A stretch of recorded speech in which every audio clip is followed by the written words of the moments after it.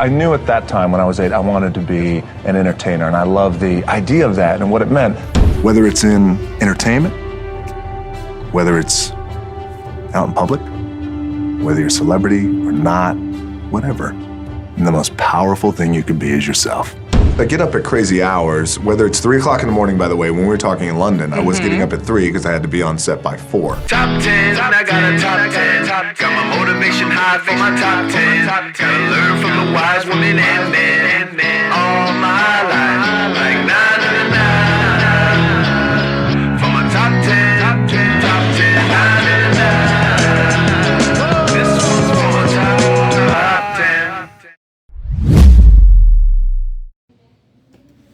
Need motivation.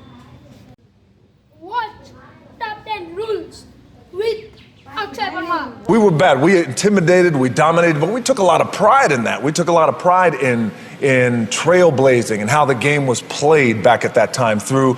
We would intimidate teams and we would want to dominate teams, but also too, we also had the thought process that a team was never going to outwork us. We were going to be the hardest working team in the country. And check this out. What we would do, for example, we would go into, so we had a big game against Florida State. So we would go into their Doak Campbell Stadium, and instead of going through your general practice, what we would do is we would do things a little bit different just to intimidate them. So as a team, we would kind of all line up. We're in their stadium. You got their staff, you got some players watching us. Instead of going through our plays, we would just start to give cadence calls. So for example, the whole team, we would say things like, let it go, baby, it's Cable. Don't hold back, Dwayne. We would say, all us Canes, we got an itch. Florida State's gonna be our bitch. Like that. I wanted to entertain. When I was 8 years old, I thought I was a combination of these guys. I thought I was a combination of Chuck Norris, Richard Pryor, Harrison Ford, and Rocky Balboa, and Harrison Ford from Indiana Jones. So I was like all these guys and Elvis Presley too, at 8, right? Pretty lofty ambition. Yes, exactly. So I knew at that time when I was 8, I wanted to be an entertainer, and I loved the idea of that and what it meant.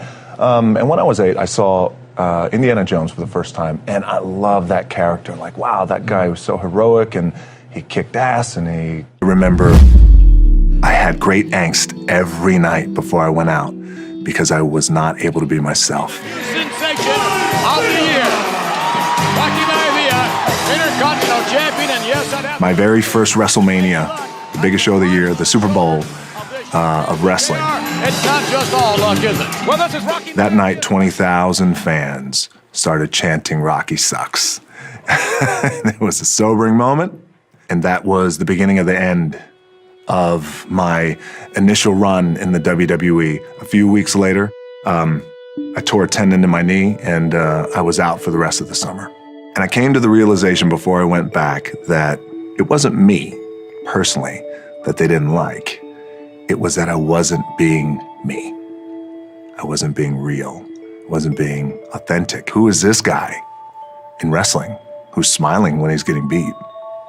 A few weeks later, I got a call from the WWE, and I spoke to Vince McMahon. He said, when you come back, we could continue to shove you down people's throats, or we could turn you heel because they want to boo you anyway. I said, I think it's a great idea. And I said, before we get off the phone, I have one request. I said, when I come back and we go live, I just need 2 minutes live. Me talking to the audience live, 2 minutes is all I'm asking. He said, okay. You got it. A couple of weeks later, I came back. We were on live TV. I grabbed the microphone. Fans were already booing. They started chanting, "Rocky sucks." In arenas across the country, I heard chants of "Rocky sucks." I said, I may be a lot of things. Well, Rocky Maivia is a lot of things. But sucks isn't one of them. But sucks isn't one of them. In that moment, The Rock was born. And about a month later, I was the hottest heel in the company. And things were on fire. And the greatest lesson about that is be you. Be yourself. Whether it's in entertainment, whether it's out in public, whether you're a celebrity or not, whatever. And the most powerful thing you can be is yourself. I get up super early. Generally, I have this thing where I like beating the sun up, not just in terms of before the sun comes up, I have to get up.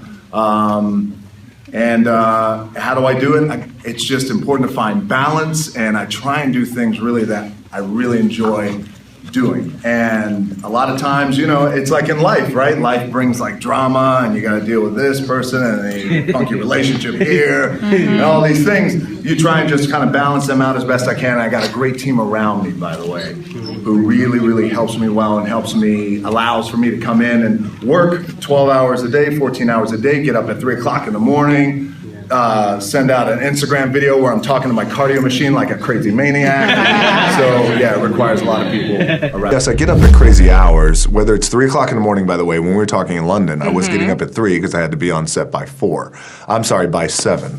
So whatever time my call time is, and I tell this to studios and directors and our producers, whatever time my call time. So my call time is at 7, then you back your clock up 4 hours, and then that's when I get up. And I'll train twice. I'll get my cardio in and breakfast, and then I'll go hit the weights. Clanging and banging, we call it. Jack and iron. But like, what time do you go to bed? I mean, you might shoot really late at night. I'm averaging, on a movie, I'll average probably about 5 hours of sleep. Okay. Found that with depression, one of the most important things you could realize is that you're not alone. You're not the first to go through it. You're not gonna be the last to go through it. And oftentimes it happens. You feel like you're alone, and you feel like it's only you, and you're in your bubble. And I wish I had someone at that time who could just pull me aside and, hey, it's gonna be okay. It's gonna be okay. So I wish I knew that. You just gotta remember, hold on to that fundamental quality of faith. Have faith that on the other side of your pain is something good.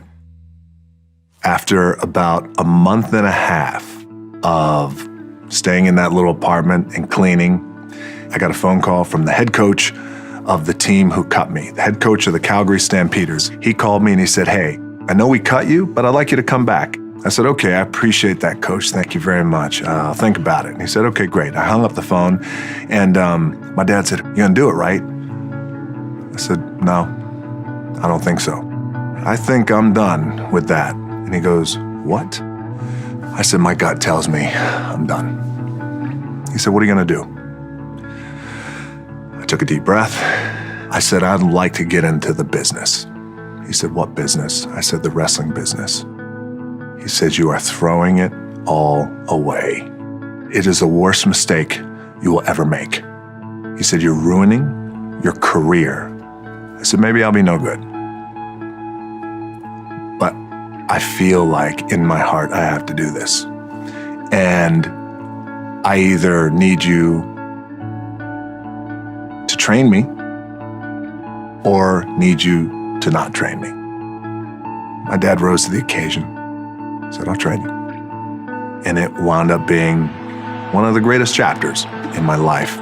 Goal, this is my 10th year of acting. The goal was always to work in, and I started in the action genre. I love action, and I love kicking ass.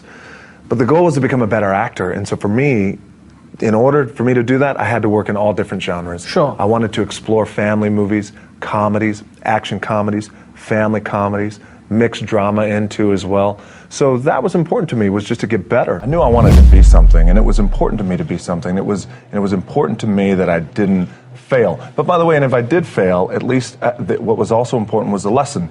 And I didn't realize that until I got older, because you know, when you're in it, and you're in the grind, you don't really recognize those things when you're younger, but I could recognize them now and the importance of them now. And just in terms of the drive and the determination, a lot of it was experience too. Get your ass kicked, you get back up, and you put the gloves back on and you swing away. When I was 16 years old, that was the last time that I was arrested. And at that time, we were at an all-time low, I think, with our family. And at that time, we were living in Bethlehem, Pennsylvania. And I am already a pretty big boy, 6'4", 200, maybe 20, 25 pounds. I had a very bad mustache. I had a chip on my shoulder. Fresh into this high school in Bethlehem, Pennsylvania, Freedom High School. I wanted to use the bathroom, but I didn't want to use the regular boys' bathroom because the boys' bathroom smelled like smoke and all the other fun stuff that boys' bathrooms smell like. So I'd go into the teacher's lounge, and a teacher comes in. His name is Jody Swick. Tough guy. He says, "Hey, you can't be in here." I kind of pause, look over my shoulder. Okay, I'll leave when I'm done. And I continue to wash my hands.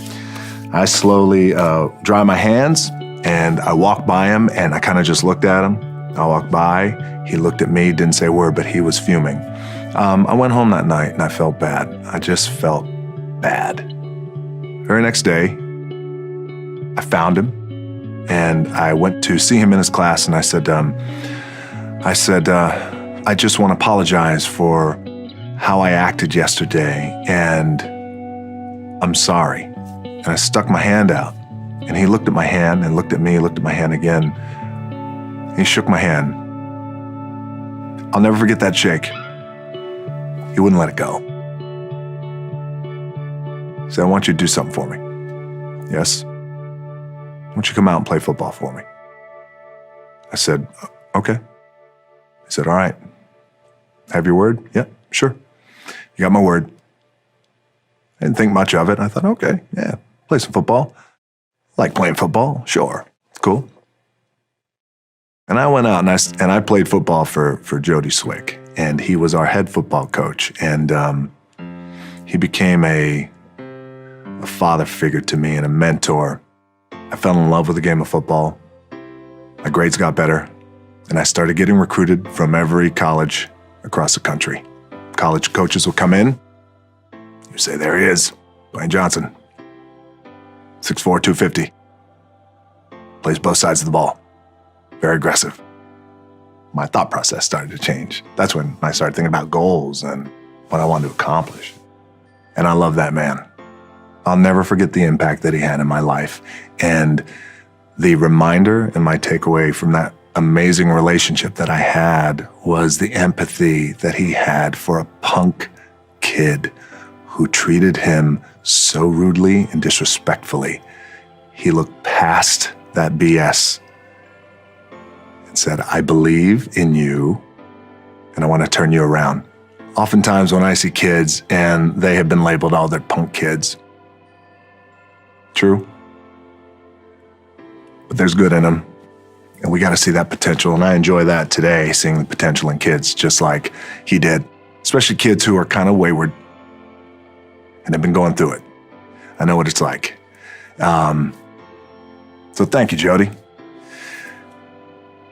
Thank you, buddy. I love April Fools, but the thing about it is I love doing, but my April Fools runs the entire year. I see, yes. So I'm for similar. example, yeah, because it's like April Fools, everyone's expecting it. So this past, around Christmas time, we were getting ready to make a big announcement for a movie, and I called my agent. I was overseas, and I called my agent, Brad Slater. I woke him up in the middle of the night, and I was like, "Hey, man, I got to talk to you." He's like, "What's going on? What's wrong?" I said, "I don't know how it happened, but my cousin who was on tour with us," I said, "just got busted with prostitutes, and my name is attached to it now, and it's all getting ready to hit the press."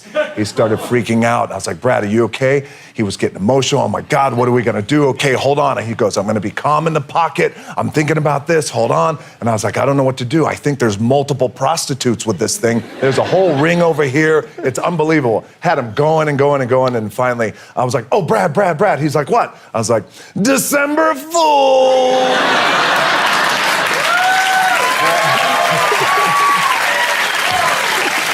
That's ridiculous. And it's ridiculous, and that's the thing. I'm like, "December Fool!" You got to say it like that, and there was a long pause.